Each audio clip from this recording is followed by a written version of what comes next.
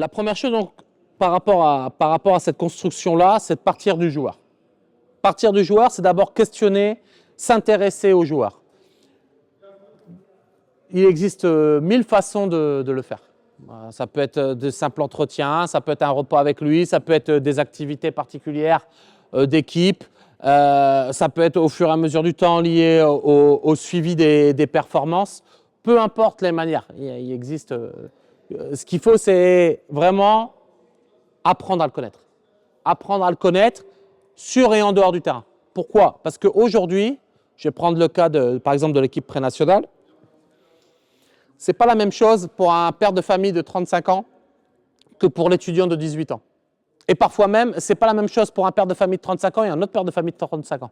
Ce n'est pas les mêmes vies, ce n'est pas les mêmes personnes, ce n'est pas la même façon de faire.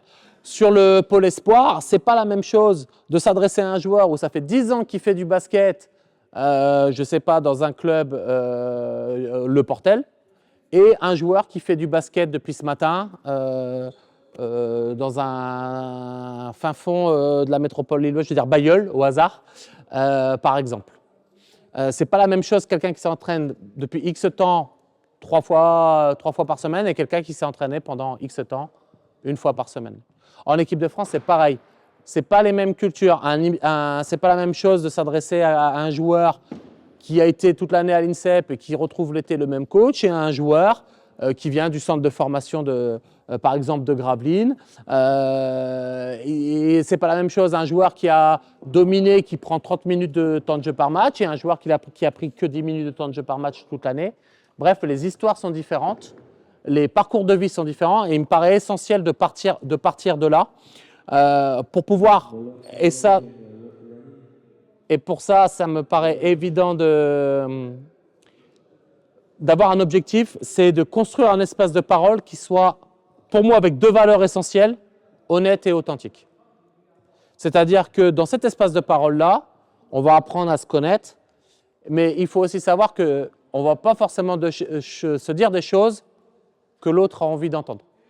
Et il y a même des fois, on va dire des choses qui ne demandent pas de réponse, que ce soit le coach vers les joueurs ou les joueurs vers le coach.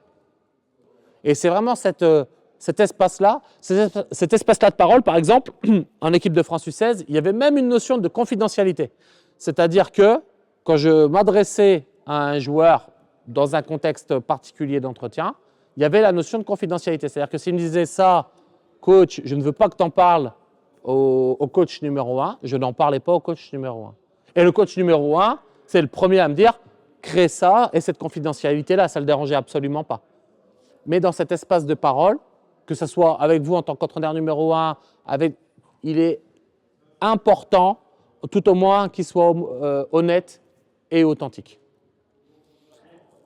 Bien évidemment, derrière, on fait du basket quand même. Donc on arrive sur ces notions de, mais quels sont les points forts? Quels sont tes points forts? Et est-ce que les points forts que toi, tu penses avoir, ce sont les mêmes que je pense que tu es? Est-ce qu'il n'y a pas une différence entre ta représentation et la mienne sur ta manière de jouer? Que ce soit dans les points forts, dans les points faibles, mais également, important de connaître les sources de motivation. Pourquoi je fais du basket? Pourquoi je joue en pré-national? Pourquoi je veux être au pôle espoir? Pourquoi je fais l'équipe de France? Qu'est-ce que j'aime sur un terrain? Qu'est-ce que j'aime pas sur un terrain?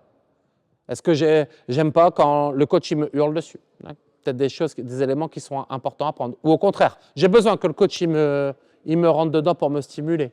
Ok, des éléments à prendre et à savoir. Toujours dans un premier objectif en tout cas, de mieux connaître le joueur. L'homme, le jeune homme et le basketteur. Et à partir de là, il y a des analyses forcément de la part du staff à faire. À quel point le joueur se connaît-il? Son niveau de confiance, de compréhension, sa capacité d'apprentissage et ce qu'il préfère, comment il préfère jouer. Généralement, la préférence dans le jeu va avec les points forts. On aime faire là où on est bon. Ça va. Généralement. C'est très rare que j'ai le contraire. De temps en temps, il y en a qui s'inventent une vie, mais généralement, on est à peu près en adéquation là-dessus. Les qualités d'apprentissage, c'est pareil, et de compréhension, c'est essentiel. Parce que ça peut déterminer la vitesse d'évolution d'un gamin ou même d'un adulte. ou même d'un adulte. Donc c'est essentiel pour pouvoir avoir un suivi et encore une fois, mieux connaître son joueur et que son joueur nous connaisse mieux aussi. Ça va dans les deux sens, bien évidemment. Ça va? À partir de là, une fois qu'on a fait connaissance, qu'on a repéré les points forts, qu'on a repéré les difficultés qu'on pourrait anticiper ensemble, il y a la mise en place de critères d'évaluation. Ces critères d'évaluation-là que vous voyez sont communs sur les 3 niveaux sur lesquels je peux exercer. Néanmoins, c'est ma liste. Merci. Néanmoins, ça reste des critères déterminés. Ils sont liés aux 3 niveaux. Ça reste les nôtres, mais les votes peuvent être différents. Le plus important dans cette idée-là, c'est d'avoir des critères d'évaluation qui sont annoncés et qui sont affichés en permanence. Et j'aurais dû me mettre évalué en permanence. En permanence, en permanence, en permanence. Donc la capacité à jouer dans le jeu rapide, la capacité à protéger un ballon, la notion de spacing, de timing, la notion de circulation de balle, circulation des joueurs. Quand je parle de circulation des joueurs, c'est sprint. Je le dis tout de suite. Le sprint, ça ne veut pas dire qu'on sprinte tout le temps sur un terrain de basket. C'est faux. Mais il y a des moments où il faut sprinter. Et si ce n'est pas fait, on met des choses en péril. Et la notion de tag. Le tag, pour ceux qui ne connaissent pas, c'est comme si je faisais un box, mais en attaque. C'est-à-dire que quand un joueur tire, je vais aller toucher le défenseur le plus proche. Ça a pour vertu principale d'empêcher les relances rapides de l'adversaire. Ça va? Pareil, 3 critères, pareil. Hein. En équipe de France, il y en avait plus. Au pôle, il y en a des différents. Enfin, il y en a des différents. Il y a ceux-là plus d'autres. En pré-national, il y a ceux-là plus d'autres. En tout cas, ceux-là sont communs. La capacité à tenir un duel, la capacité à boxer et la notion de défense sur pic et écran porteur. Ce qui est très intéressant là-dedans, c'est que par exemple, sur les duels défensifs, quand on étudie pourquoi je suis bon sur un duel défensif ou pourquoi je ne suis pas bon, on a remarqué par exemple quand on a travaillé là-dessus qu'il y a certains joueurs, ce n'est pas les plus explosifs, ce n'est pas les mecs qui ont les meilleures qualités athlétiques. Par contre, c'est les mecs en termes de pourcentage de duels gagnés, ils font partie des meilleurs. Et pourtant, si je fais un 1 contre 1 pur et dur par exemple avec eux, ils risquent d'être en difficulté. Même si je passe du 5-5 et si je les mets dans le 3-3, je pense qu'ils seraient en difficulté aussi. Mais par contre, ils ont tellement une bonne science du placement, notamment sur la défense non porteur, la défense off-ball, que en fait, le nombre déjà de duels qu'ils ont à faire, il est divisé par 2 par rapport aux autres. Parce que leur gars ne reçoit jamais la balle. Parce qu'ils sont toujours bien placés, parce qu'ils sont toujours dans la bonne anticipation, ils sont toujours dans un contrôle de l'intervalle qui est hyper intéressant. Et en fait, il y a un lien à faire entre, je perds des duels, mais oui, c'est les duels porteurs. Mais peut-être que si tu es meilleur non porteur de balle, tu verras que ce sera plus facile aussi en tant que porteur de balle. Et ça, c'est hyper intéressant à suivre parce que ça permet encore une fois de développer la performance des joueurs selon toujours ces critères d'évaluation qui sont annoncés et affichés en permanence. La défense des pics et des écrans non porteurs, intéressante et différente des duels, parce qu'elle nécessite une collaboration défensive. Elle nécessite une collaboration défensive. Je prenais tout à l'heure l'exemple, par exemple, d'un pick and roll. J'ai un grand, systématiquement, justement, on lui demande de sortir en edge ou en step, et tout le temps, il est bien dessus. Sauf que, par exemple, j'ai un meneur de jeu, systématiquement, il n'oriente jamais dans l'écran, il se fait battre à l'opposé. Au final, on prend quand même 2 points. Et on prend 2 points parce qu'il y a une collaboration défensive dans le jeu d'écran qui n'est pas bonne. Et pareil. Et donc, en fait, quand c'est toujours les mêmes joueurs qui a ciblé, c'est pourquoi, comment et comment on arrive à régler ça. Comprendre que chacun a son job à faire là-dessus, mais que, en fait, c'est la somme des 2 joueurs qui font correctement leur boulot qui va faire la réussite de la défense. Ça, c'est un exemple concret d'un tableau statistique qu'on faisait en équipe de France. Alors, c'est quelque chose que moi je reprends sur et le pôle espoir et la prénat. Bon, pour obtenir ça, il y a assistant vidéo, il y a 2 assistants, on est staffé, d'accord? Mais c'est quelque chose que moi je reprends sur les entraînements et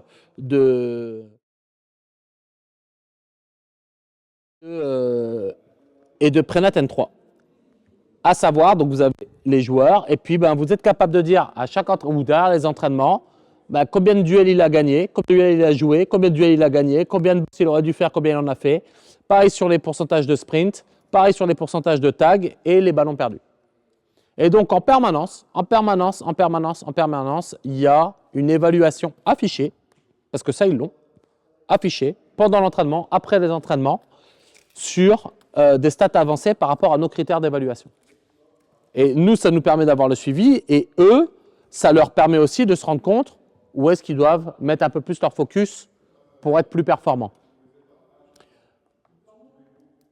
On travaillait encore en plus avec les U16, où on avait même cette capacité à faire des classements selon les profils. J'en parlerai tout à l'heure des différents profils. Des classements selon les profils en faisant voilà, bah, équipe numéro 1, équipe numéro 2, équipe numéro 3. Bah, l'équipe numéro 1, elle a gagné. Chaque joueur qui a gagné marquait 2 points. L'équipe numéro 2 a perdu 1 point et la troisième équipe, troisième, 0 point. Et puis on faisait toujours des classements des 5. Et comme ça, en fait, c'est pareil. Tiens, ça fait une semaine que je suis dans l'équipe numéro 2, mais pourquoi je ne suis pas dans la 1? Bah, tu n'es pas dans la 1 parce que peut-être que dans tes critères d'évaluation individuelle, il y a des choses sur lesquelles tu n'es pas assez fort et sur lesquelles il faut avancer. Ou des choses sur lesquelles tu devrais être très fort et tu ne l'es pas assez. Je suis un point fort gros défenseur. Il y a des choses qui doivent se voir là, très concrètement, au-dessus des autres.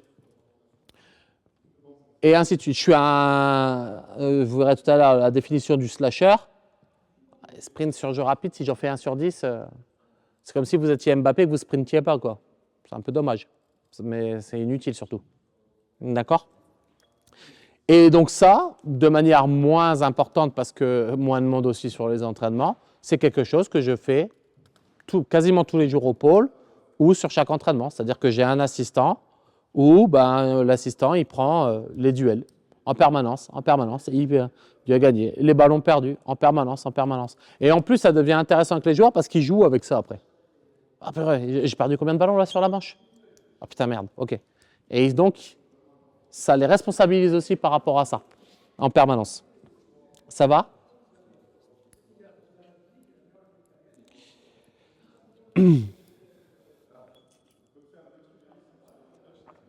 On gagne sur ses points forts. J'aurais dû l'écrire en plus gros d'ailleurs. On gagne sur ses points forts. Quel que soit le niveau. On gagne sur ses points forts. On gagne sa place, on gagne des matchs, on gagne des titres parce qu'on joue sur ses points forts. Donc, ça c'est ce que vous voyez là, créateur, slasher, shooter, intérieur ou finisseur. C'est inspiré d'une forme de fonctionnement tiré des scouts américains, des scouts NBA, qui eux ont beaucoup plus de catégories que ça. Et pourquoi nous, ça nous a inspiré? Parce qu'en fait, le simple poste de jeu ne suffit pas à déterminer le point fort d'un joueur. Exemple très facile, poste 5, Jokic, Rudy Gobert. Même poste de jeu, pas du tout les mêmes joueurs. Thomas Hortel, Andrew Albisi. Même poste de jeu, pas du tout les mêmes joueurs. Et on peut bien évidemment faire ça sur tous les postes de jeu. Donc l'idée, c'est d'essayer d'avoir une forme de réflexion autour de, OK, comment je vais réussir à mettre en avant et à exprimer les points forts de mes joueurs. Tout de suite, une limite à ça. Comme à chaque fois qu'on fait des catégories, on a tendance à mettre des gens dans des cases. Et je vais vous montrer tout à l'heure des vidéos. Vous verrez que par exemple, il y aura un créateur, mais en fait qui est aussi shooter. Et après, c'est des proportions qui sont différentes. Il y en a qui, un intérieur peut être créateur. Jokic, par exemple, très bon créateur. Donc, attention de ne pas enfermer les gens dans des cases quand même. Mais l'idée, c'est de pouvoir à la fois avoir un lien entre le joueur, ses points forts et mon projet de jeu derrière.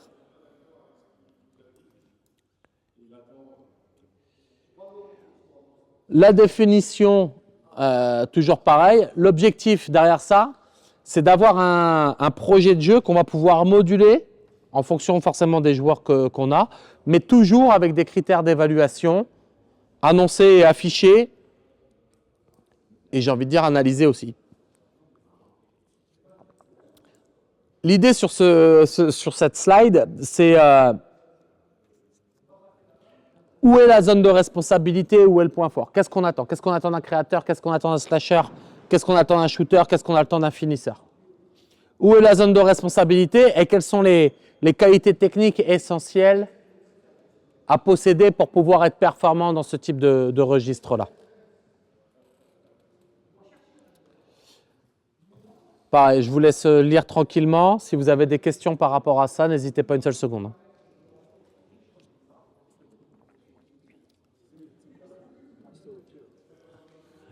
Bah, allez-y, hein, vous pouvez vous rapprocher, il n'y a aucun problème. Hein.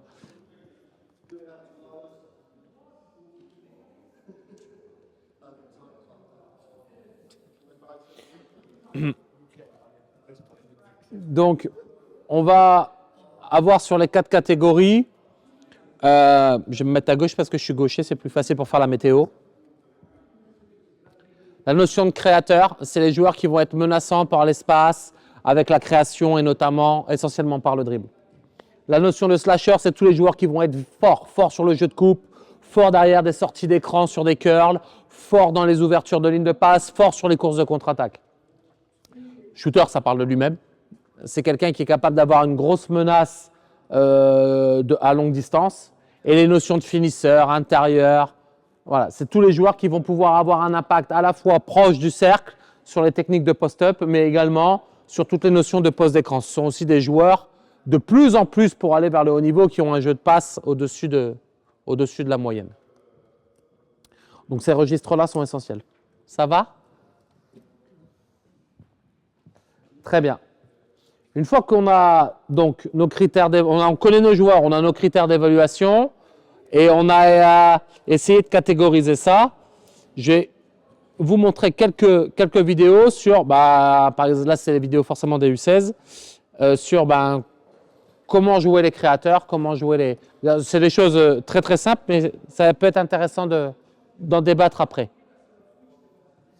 Il ne s'est pas déclenché, si, il s'est déclenché. Voilà, en permanence, par le dribble, petits espaces.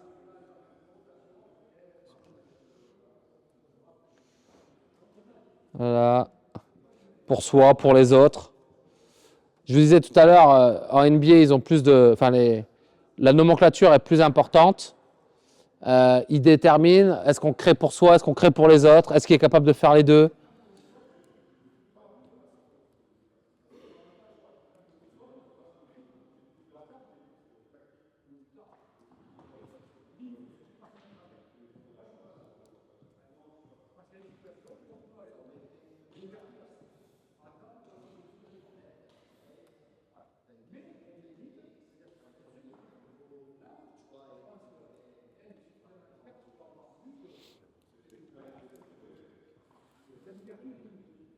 Bon, les shooters shoot. Ce qui est intéressant dans cette vidéo, c'est... Je vous invite à regarder le niveau d'hésitation du shoot.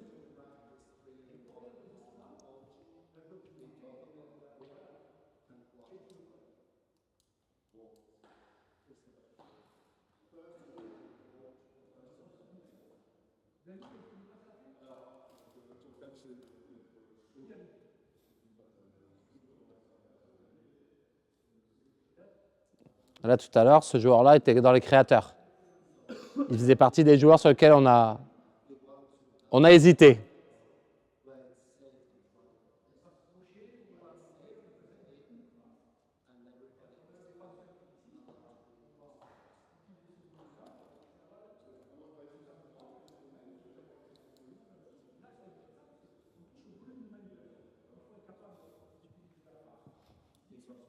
Ouais, peu d'hésitation. Très peu d'hésitation sur le tir.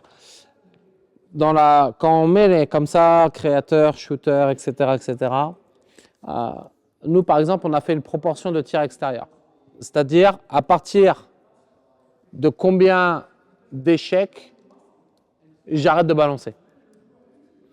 Et vous doutez bien que la marge d'échecs tolérée est plus importante pour un vrai shooter que pour un créateur, un slasher, parce qu'on gagne sur ses points forts.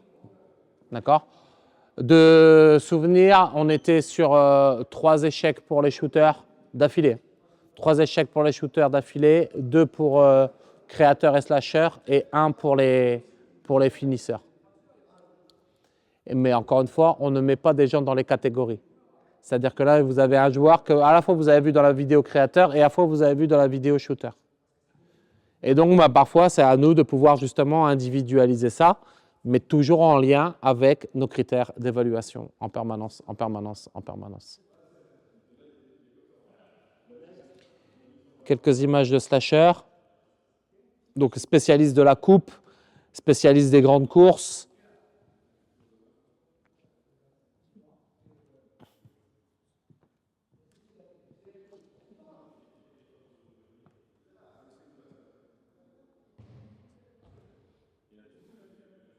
Sortie d'écran non porteur, curl, agressivité en première intention. Voilà, flair, attaque fort ligne de fond.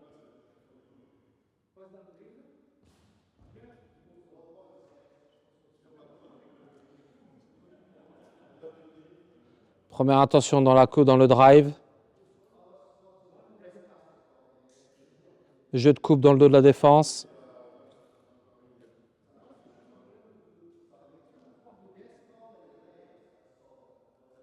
Finition de contre-attaque.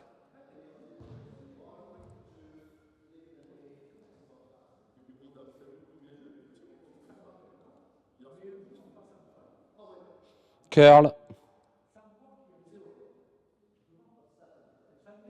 Avec une capacité à finir loin mi-distance, proche du cercle. Je passe les intérieurs, puis après j'ouvre un débat sur ce que vous voyez.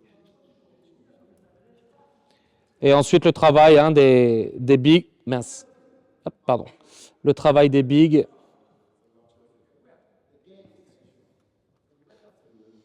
La capacité à poser des écrans, à rouler derrière. Pour se retrouver sur les situations proches du cercle, des ouvertures de ligne de passe sur les prises de position. Ça, on dirait que c'est très simple, mais c'est d'une complexité extraordinaire. Entre le jeu de non-porteur de balle, le jeu porteur de balle, le jeu de l'intérieur pour ouvrir les bonnes lignes de passe, c'est du vrai travail.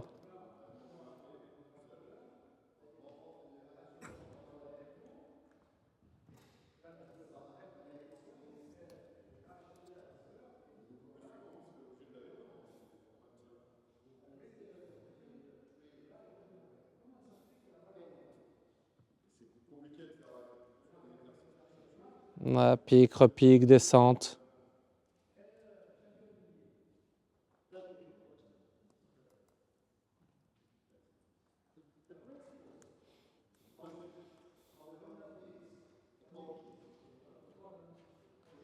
La finition en contact, proche du cercle. Très bien. Qu'est-ce que vous voyez qu'est-ce que vous pensez des vidéos que vous venez de voir? Est-ce que vous avez un avis? Hein? C'est fluide. Ok. Pardon?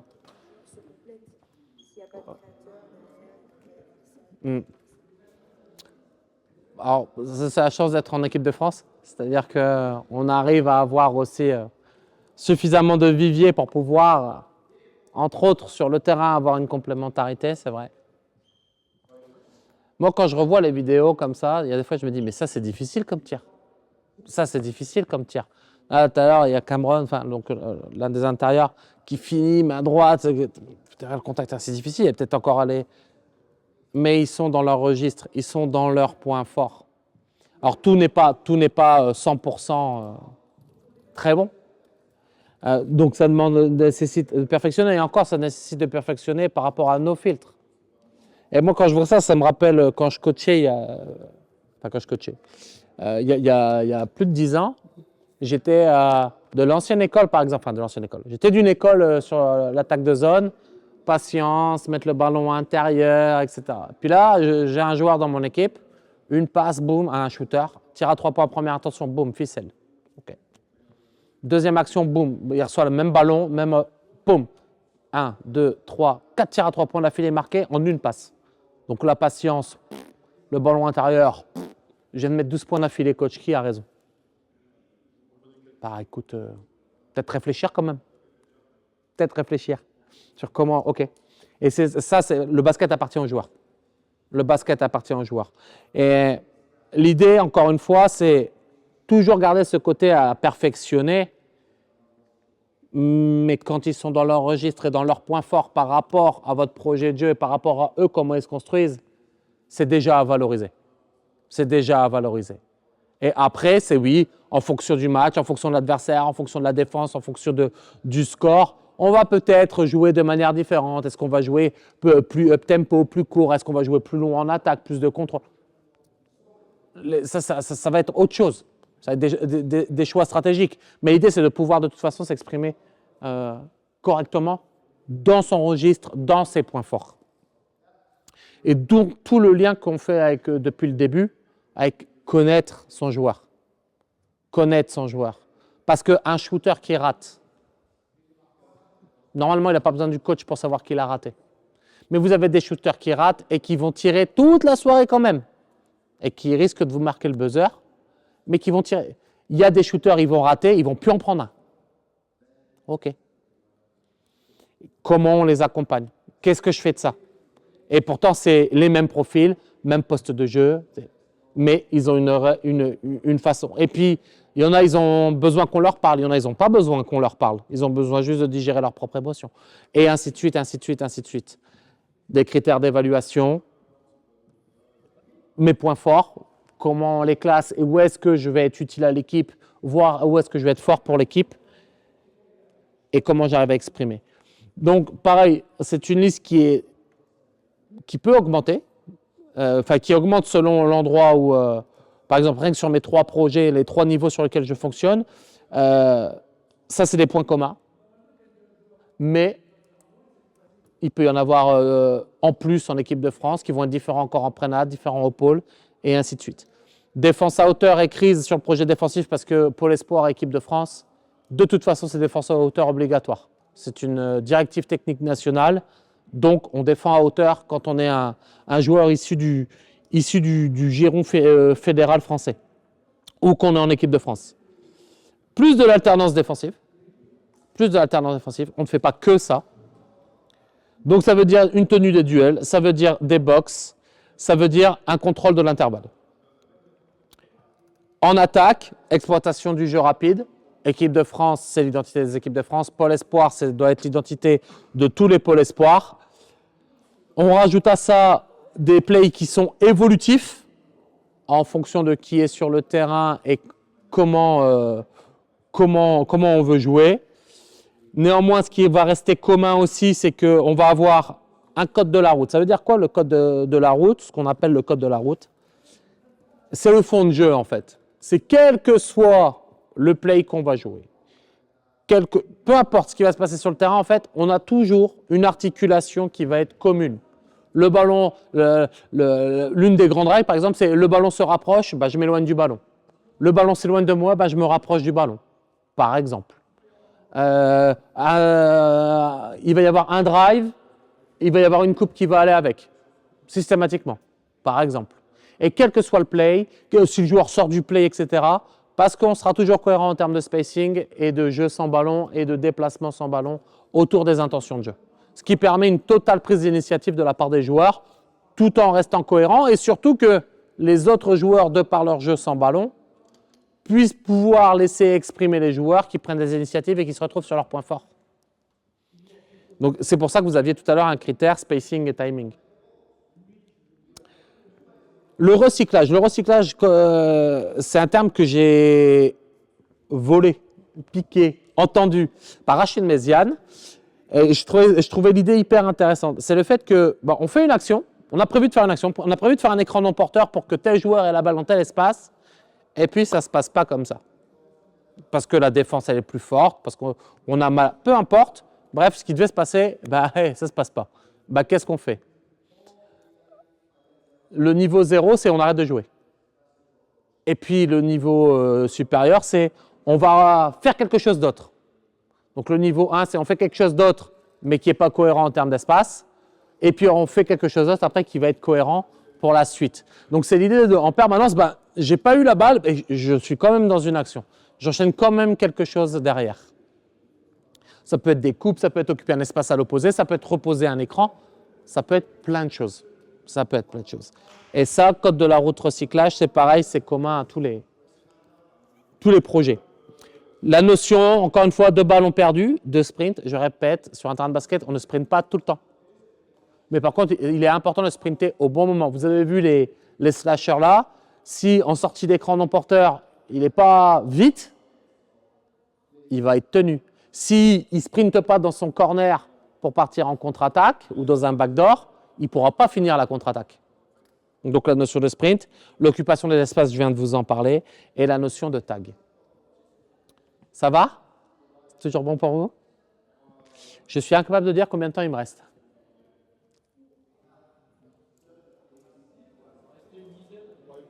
10? Oh, je suis facile.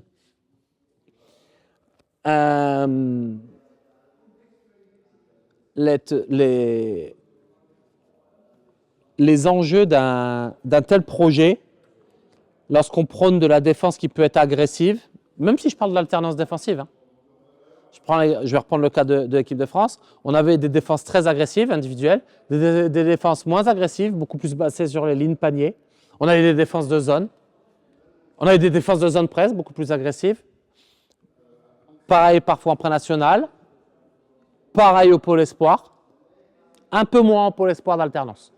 Un peu moins, parce que le temps de l'enseignement de la défense à hauteur prend un peu de temps et on a rarement les choses à faire. On a rarement les différentes opportunités sur les changements de défense, même si dans la pression défensive, il y a des choses qui se régulent. La notion de défense agressive, de jeu rapide et de jouer en mouvement, c'est hyper sollicitant. C'est sollicitant physiquement, c'est sollicitant mentalement. Et donc, pour pouvoir fonctionner de cette manière-là, le coaching à 12. Encore cette semaine, moi en prénat, j'ai 12 joueurs. Et on me dit, mais c'est dur de coacher à 12. Non, en fait, moi je préfère. Moi je préfère, mais parce que je sais ça. Parce que mes critères d'évaluation, parce qu'à chaque entraînement, ils savent, ballon perdu, tu as fait tes sprints. Alors, en équipe de France, on est capable de quasiment tout évaluer à chaque entraînement. Mais encore une fois, parce qu'on a un staff assez important. En prénat, ou au pôle, selon le thème que je vais aborder, je vais prendre la stat.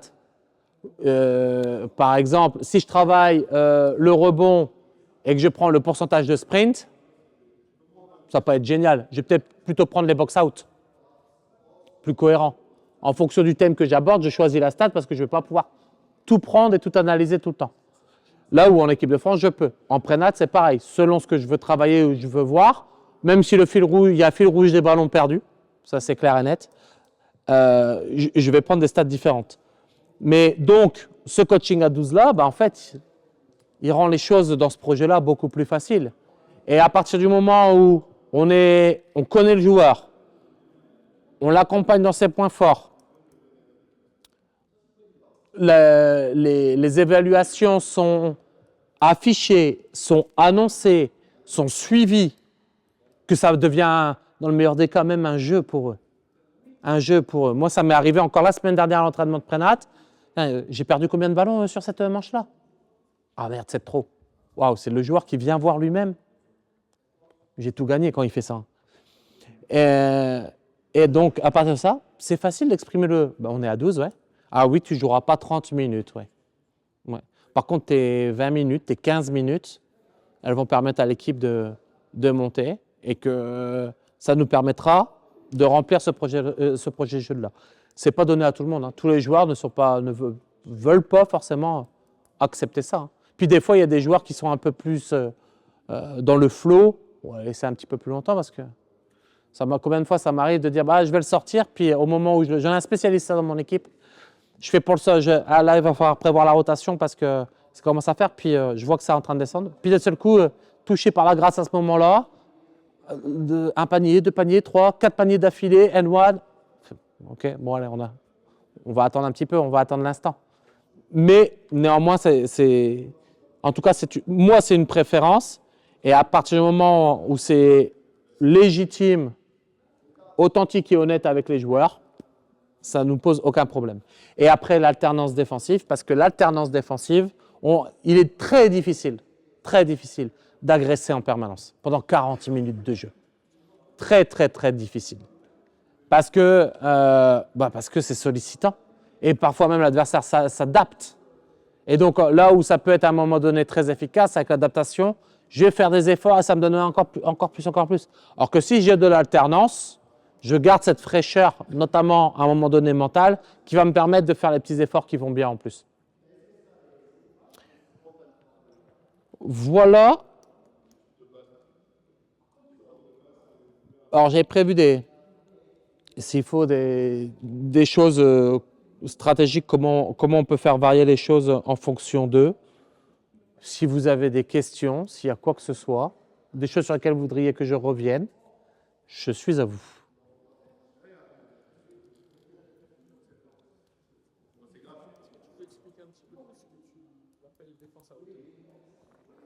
Alors, la défense à hauteur, c'est une défense qui... on l'appelle à hauteur parce qu'on est tout le temps à hauteur d'une ligne de passe. C'est-à-dire que dès qu'on est dans un intervalle, donc autrement dit, entre son vis-à-vis et un porteur de balle, on a l'ambition de gouverner un intervalle. Le placement permet de dissuader 2 intentions, l'intention du dribble vers moi et l'intention de la passe. Et après, donc c'est pour ça qu'on appelle ça hauteur, parce qu'on est en permanence à hauteur des lignes de passe. Elle est aussi caractérisée par un bloc défensif. C'est-à-dire que l'un des points faibles de la défense à hauteur, comme je suis sur une ligne de passe assez haut, je suis un peu plus fragile sur les espaces dans le dos. Et donc, comme il y a un bloc défensif, si je suis un bloc et tous les joueurs sont proches les uns des autres, eh bien, toutes ces notions de backdoor, si je suis vraiment très en retard, sont compensées par la présence du joueur qui est derrière. Mais comme je suis un bloc défensif, tout ce qui va au loin peut être un point faible. Et donc là, ça, c'est compensé par une pression défensive. Et l'idée, c'est d'interdire toutes les passes rapides. Et donc, si c'est une passe lente, ça ne m'empêche pas de respecter un principe de base défensif qui est de se déplacer en même temps que la balle et avec la balle. C'est ça l'idée. La notion de défense à hauteur, c'est d'être en permanence à hauteur sur une ligne de passe, dans un intervalle, pour pouvoir dissuader à la fois une intention de dribble et à la fois une intention de passe. C'est une intention qui est nommée avant le match, quelque chose que vous dites, c'est quelque chose qui est inscrit dans l'équipe, qui se fait naturellement. Il y a besoin de le dire. Est-ce qu'on dit là, est-ce que là, sur cette défense-là, sur ce moment de match-là, on va être à hauteur, donc sachant que peut-être on va être un petit peu moins dans les aides, je ne sais pas, je parlais de ça. Ou est-ce que c'est quelque chose qui c'est annoncé ou pas en fait? Alors, pour l'espoir, non, parce qu'on fait quasiment que ça. Pré-national, oui. Et équipe de France, oui. Par exemple, on a joué les Espagnols en prépa et on a joué les Espagnols en finale. Et à la fin du match de prépa, on prend une torpille là-bas, mais on avait une vraie stratégie défensive qui était de, justement, surtout pas de défense à hauteur sur eux. Et en fait, on a commencé le match par de la défense à hauteur. Et après, en fait, on l'a arrêté. Parce qu'en fait, ils sont très forts comme on était capable de mettre beaucoup de pression, que ce soit porteur ou non porteur.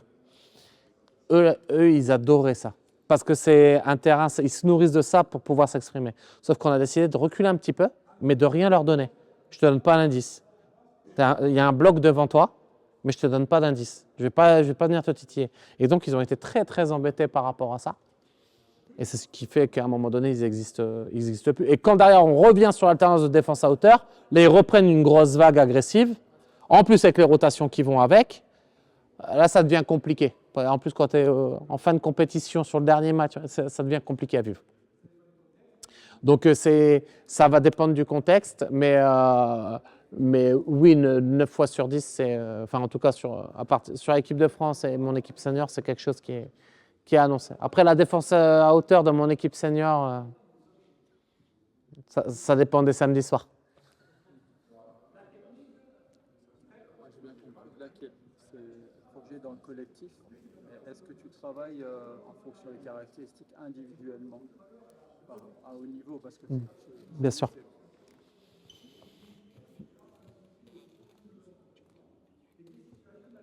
Là, tu vois, par exemple, dans notre fonctionnement, tu parlais de haut niveau, donc j'ai parlé de l'équipe de France.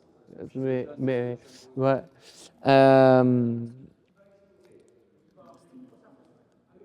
À partir du moment où on était là-dedans, on avait par exemple ce qu'on appelle des entraînements secondaires. Les entraînements secondaires, on part sur 9 ateliers possibles.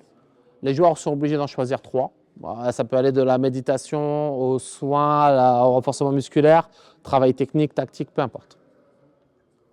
Dès qu'il y a un travail technique, soit sur un entraînement secondaire, soit qu'on a imposé, chaque joueur renforce les points techniques essentiels. Ça, c'est de base.